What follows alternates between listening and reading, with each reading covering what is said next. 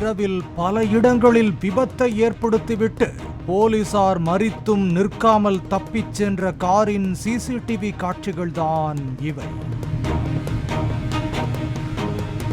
கடந்த 24ஆம் தேதியன்று இரவு 9:15 மணியளவில் திண்டுக்கல் பேகம்பூர் சந்திப்பில் மாவட்ட தனிப்படையினர் வாகன தணிக்கையில் ஈடுபட்டிருந்த போது சாலையில் அதிவேகமாக வந்த TN49 L6555 எண் கொண்ட பச்சை நிற குவாலிஸ் காரை போலீசார் மறித்த போது நிற்காமல் சென்றுள்ளது.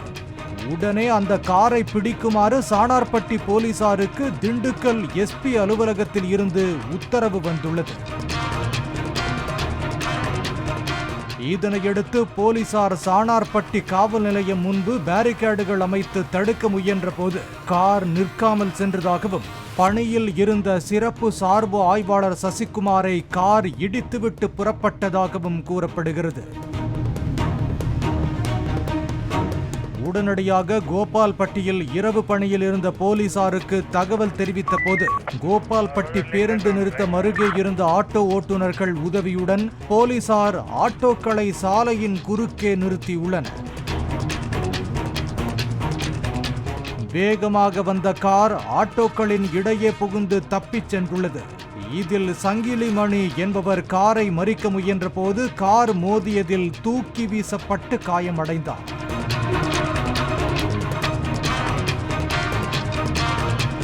தொடர்ந்து நிற்காமல் சென்ற கார் வடுகப்பட்டி பிரிவு என்ற இடத்தில் போலீசார் வரிசையாக சாலையின் குறுக்கே பேரிகேடுகள் நிறுத்தி வைத்த போதும் அதன் மீது மோதியும் எதிரே வந்த மற்றொரு கார் மீது மோதியும் தப்பிச் சென்றுள்ளது.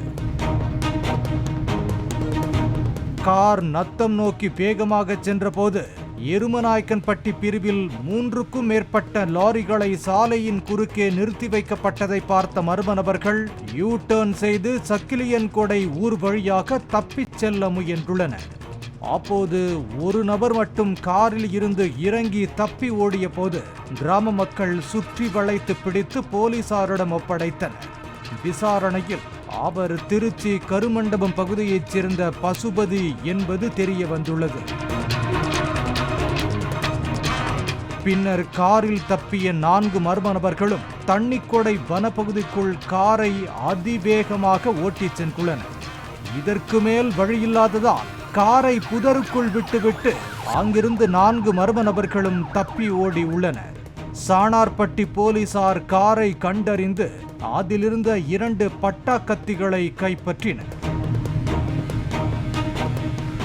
தப்பித்து சென்ற கார்த்தி என்பவருக்கு ஏற்கனவே காலில் காயம் ஏற்பட்ட நிலையில் முத்துக்குமார் என்ற நபருடன் மலையிலிருந்து கீழே இறங்கி வந்த போது கிராம மக்கள் 2 பேரையும் பிடித்து போலீசாரிடம் ஒப்படைத்தனர்.